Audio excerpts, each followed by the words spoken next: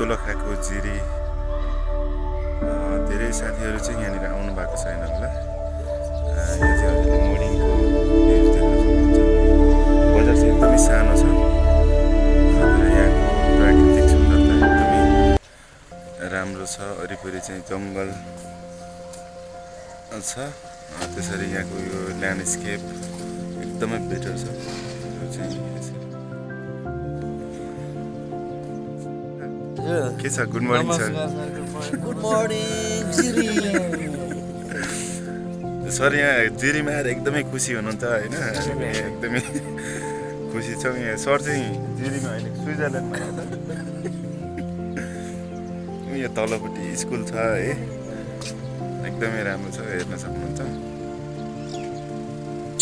यताबाट हामी आएको चाहिँ यहाँ माथिबाट चाहिँ बजार खासै देखिँदैन, अलिकति तल गहिरोमा पर्छ यो बजार चाहिँ।